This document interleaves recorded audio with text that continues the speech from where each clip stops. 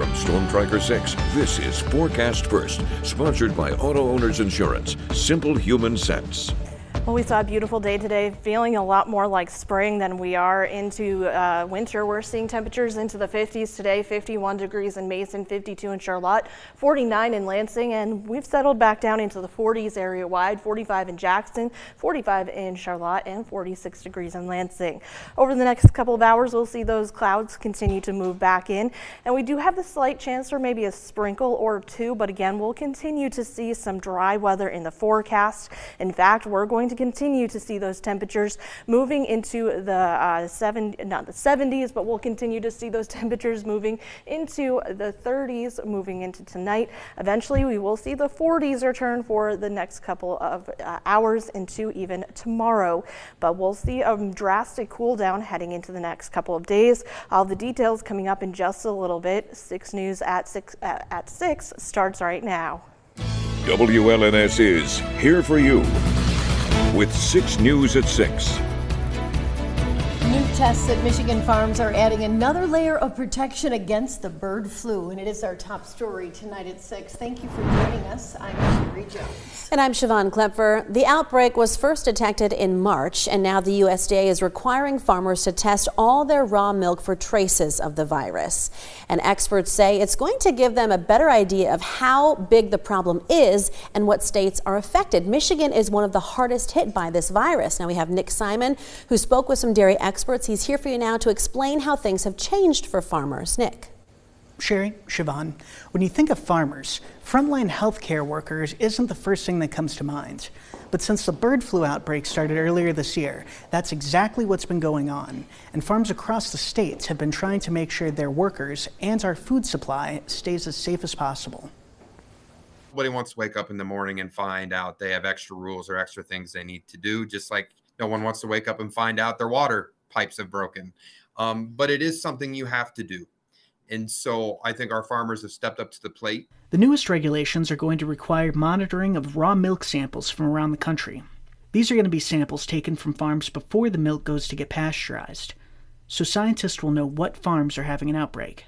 Essentially what it would do is require milk testing. This would be raw milk testing in what we call silos, which are just, think of them as silos, large volumes of milk being stored and prepared for processing. But bird flu is already in Michigan, so to help stop the spread, farms are starting to look a lot more like operating rooms.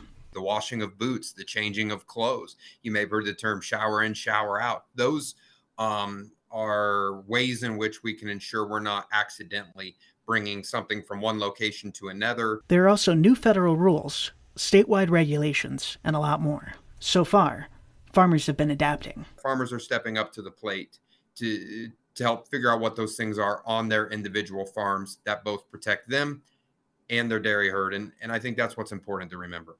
Scientists are also warning consumers against drinking raw milk. Those same experts went on to say that there's no reason to believe that the dairy that you see at the store is dangerous. We have done a variety of research over the course of this year to ensure that we know without a shadow of a doubt that when it is pasteurized correctly, that it is safe to consume. Scientists and food inspectors are going to keep a close eye on this story as it develops, and so will we. If you want more information about the risks of raw milk and what it means for you, you can find that on our website, WLNS.com. Back to you. Thank you, Nick. A teenager from Jackson needed surgery after a shooting this weekend. And another teen from Lansing has been arrested as the suspected shooter. This happened around 2 o'clock on Saturday morning. Jackson police responded to an apartment on the 200 block of Blair Park Drive. A 17-year-old boy, they say, had been shot in the abdomen and was taken to Henry Ford Hospital for treatment. He is expected to survive. Investigators identified the suspect as a 15-year-old boy from Lansing.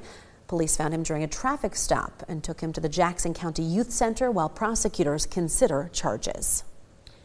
A Lansing school bus was involved in a crash this afternoon. The police report none of the students on board were injured. That's right. Take a look. It happened just before 3 o'clock today near the intersection of Mount Hope and Maplewood Avenue. The bus was damaged near the front wheel of the driver's side, and the other vehicle, a black SUV, had heavy front end damage. A witness told 6 News the driver of that SUV was taken away by ambulance, but police have not yet confirmed that detail. We have new information tonight after a man allegedly crashed into a restaurant in Eaton County. The sheriff's office has identified him as James Howard from Lansing. It happened shortly after 10 o'clock on Friday night. Deputies responded to Elmwood Road in Waverly, where a driver had crashed into the iPot restaurant. When they arrived, a witness reported hearing Howard say that he was armed and carrying a bomb. Deputies say they tried several times to de-escalate the situation, but it eventually ended with the fight between Howard and the deputies. Police say Howard tried to grab one of the deputies' guns. Some deputies had minor injuries but were treated on scene. Howard was taken to the hospital before going to jail. Separately, on Friday night, Michigan State Police troopers responded to a deadly crash on St. Joseph Highway near Cochrane Road in Oneida Township. Investigators say a 55-year-old man from Grand Ledge was driving eastbound when he left the road and hit a fence and then a tree. The crash was so intense it split the vehicle in two. The driver died at the scene. Troopers say speed and alcohol appear to be factors in this crash. The number for the state police is on your screen. If you know anything that could help with this investigation, please call in a tip. The political drama over the 2026 governor's race has already started. Detroit Mayor Mike Duggan, who is a Democrat, says he's planning to run for governor as an independent. And that has led to some backlash from Secretary of State Jocelyn Benson. Our Capitol correspondent Tim Skubic explains why. He stayed in the Democratic Party. Detroit Mayor Mike Duggan would have had, in all likelihood, been fighting Secretary of State Jocelyn Benson, a fellow Democrat, for the party's nomination for governor. But with him out of the Democratic Party, she is almost certain to run, but not against him, but a host of others. I'm certainly considering it. That's no secret. In moments like this, we don't flee from the party, but we stay and fix it. And she explains that that is exactly what Mr. Duggan did. And this comes at a time, she thinks, when Democrats need to recover from losing the White House, the Congress, and the U.S. Senate, despite some victories on Election Day. As for Mr. Duggan, Ms. Benson says she was on the phone working on lame duck issues in the legislature when she heard the news that he was running as an independent. And it did not faze her in the least. So I sort of looked up, and then went back to work. Wow, didn't faze you in the least? No, nothing does. Come on, my military family. I just keep marching forward. But in the march, and without mentioning him by name, she compares Mr. Duggan to a firefighter of all things. We need to be firefighters, putting out fires, not running away from things we see as maybe, on fire. If you run away from a fire sometimes, you live.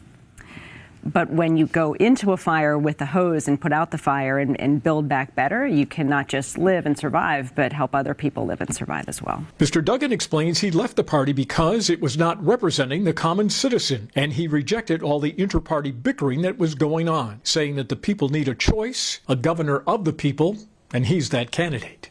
Ms. Benson obviously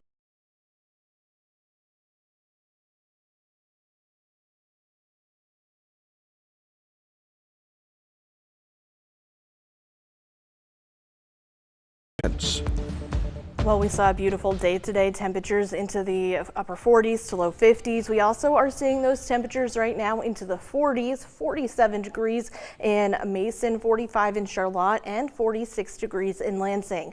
Another thing we saw over the weekend was some very warm temperatures, which allowed the snow to start to melt.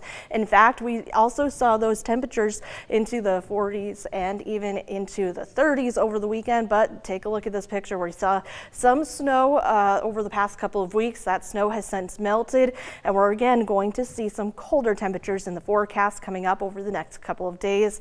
So we're also going to continue to see some quiet weather moving into the next couple of days as well. If you want to see your picture featured every night at 6 p.m., head over to our website at WLNS.com/share, and maybe you'll see your picture featured here on our Picks on 6. Overall, though, it was a quiet day. We had those temperatures into the 40s, 49 degrees, maybe a little bit of some rain showers overall. It was a quiet day today with temperatures right now into the 40s, 46 degrees, and even into Grand Ledge, still seeing just a little bit of some daylight on the horizon, but temperatures into the 40s right now. We're also going to continue to see the 40s across the area, 46 degrees down in Hillsdale, and we're also seeing high temperatures near 51 degrees. Final stop on our Skyview network is Jackson. in as we continue to see those temperatures into the 50s today, and we're going to feel like we're into the 40s right now after, again, we had a little bit of some wind today at about 28 miles per hour. Satellite radar is showing those clouds moving in, and that's what's going to be sticking with us as that one system moves out. But we have another one on our doorstep as we continue to see this low pressure system with this cold front going to be moving in, and that's going to provide some colder weather and be the trigger for some lake effect snow showers. Tonight we'll be seeing those temperatures back into the 30s, 32 degrees with mostly cloudy skies.